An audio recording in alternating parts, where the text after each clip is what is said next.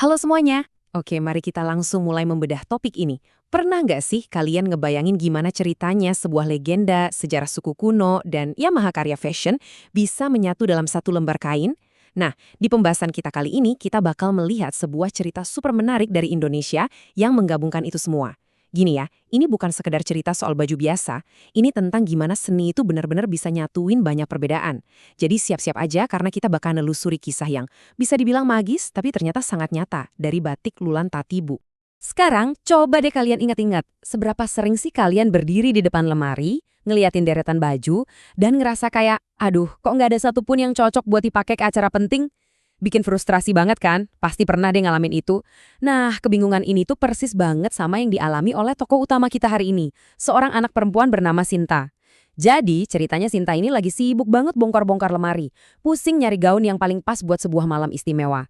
Dilema yang ya sangat sederhana dan relatable lah ya buat kita semua. Tapi, siapa sangka dari kebingungan kecil ini kita malah bakal dibawa ke sebuah perjalanan budaya yang luar biasa menakjubkan. Pas Sinta lagi pusing-pusingnya milih gaun, tiba-tiba ada suara klakson yang udah nggak asing lagi memecah lamunannya. Tahu nggak itu apa? Itu mobil perpustakaan keliling. Wah, ini sih selalu ditunggu-tunggu sama anak-anak di Nunukan. Sinta dan temannya, Vina, langsung aja lari ke sana. Dan mata mereka tertuju pada satu buku cerita yang kelihatan menarik banget. Judulnya Putri Lulan Tatibu. Nah, di titik inilah batas antara dunia nyata Sinta dan dunia dongeng bisa dibilang mulai memudar. Pas mereka ngebuka halaman pertama, kita juga bakal ikut masuk ke dalam kisah di buku itu. Yuk kita lihat. Jadi, di dalam buku itu diceritakan ada seorang putri kerajaan yang punya satu keinginan yang, spesifik banget. Dia pengen punya kain batik yang paling indah di seluruh negeri.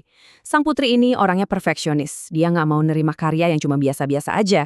Demi menuruti keinginan ini, patih kerajaan langsung gerak cepat bikin pengumuman besar-besaran yang menggema ke seluruh pelosok. Sayembara untuk semua perajin batik. Tampilkan karya terbaik kalian. Wah, coba bayangin gimana hebohnya kerajaan saat itu. Ini benar-benar panggilan buat para seniman top untuk ngebuktiin seberapa hebat karya mereka. Oke, mari kita lihat bagaimana ini semua bermula dan makin memanas. Hari yang ditunggu-tunggu akhirnya tiba nih. Istana mendadak penuh sama perajin dari 4 suku yang berbeda. Dan wow, cara mereka masuk ke istana tuh bener-bener teatrikal abis. Pertama, perajin dari Dayak Lundaya datang sambil menari, bikin kain mereka meliuk-liuk cantik di udara. Terus, Dayak Tagalan maju ngebentangin kain mereka dengan penuh kebanggaan.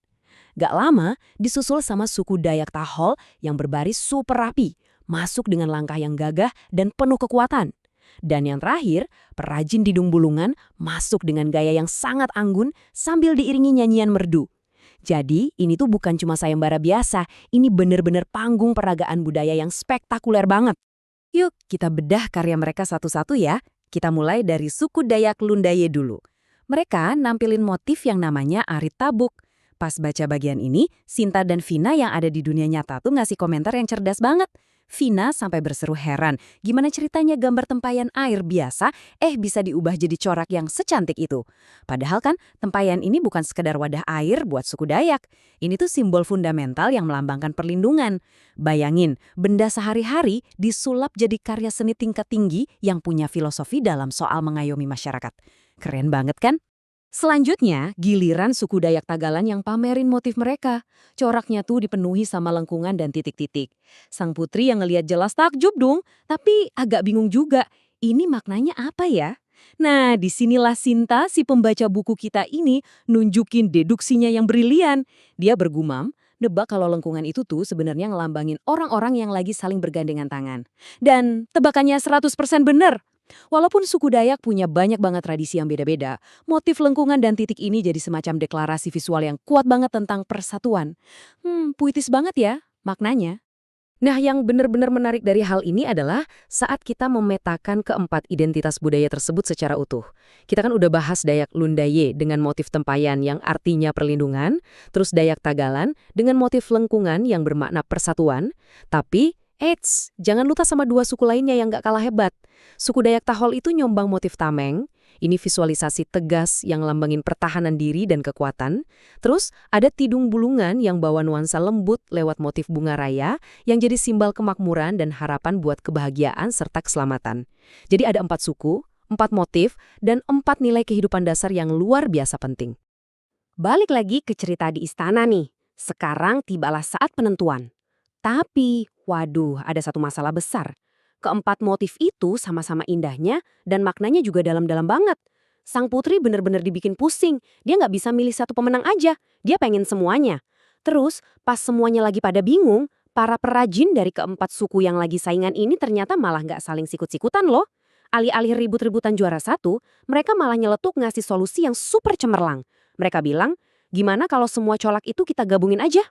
Dan tara, solusi cemerlang itulah yang akhirnya melahirkan mahakarya ini, batik Lulan Tatibu. Mereka benar-benar nata kain-kain itu berdampingan, terus nyatuin setiap motif jadi satu kesatuan yang, wow, menakjubkan banget.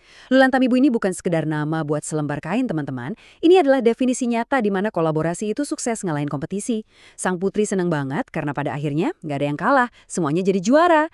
Ini kayak semacam pengingat visual gitu loh, kalau kekuatan yang beda-beda, pas disatuin hasilnya bakal jauh lebih luar biasa daripada kalau sendirian. Akhirnya, cerita di dalam buku itu pun selesai. Sinta nutup bukunya sambil ngehela napas panjang. Agak ngayal gitu, coba aja dia punya gaun dengan corak secantik Lulan Tatibu buat pestanya nanti.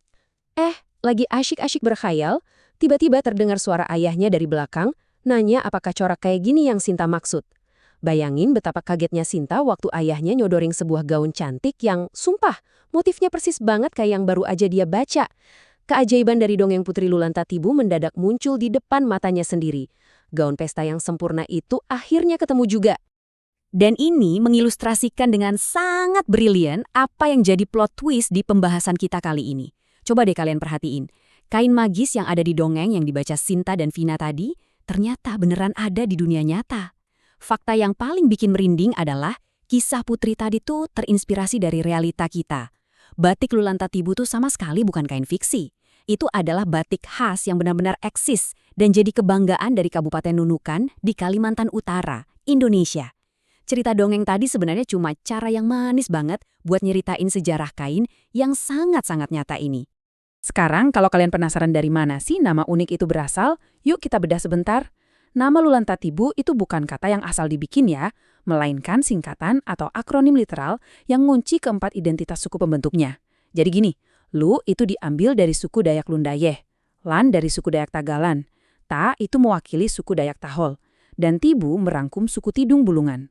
Keren kan? Nama kain ini tuh benar-benar jadi sebuah monumen kebahasaan yang merayakan keberagaman dan persatuan masyarakat Nunukan. Semuanya dirajut manis jadi satu kata yang harmonis. Lu, Lan, Ta, Tibu. Kisah Sinta dan penemuannya soal batik Lulan Tatibu ini bawa kita ke satu pertanyaan yang lumayan penting buat dipikirin sebagai penutup.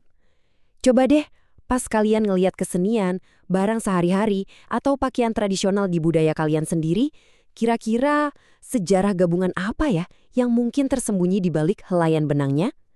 Seringkali loh, apa yang cuma kita anggap sebagai benda cantik, ternyata adalah kanvas yang nyimpen jejak kolaborasi dan harmoni dari masa lalu. Jadi, mari kita mulai perhatiin lebih dekat hal-hal di sekitar kita.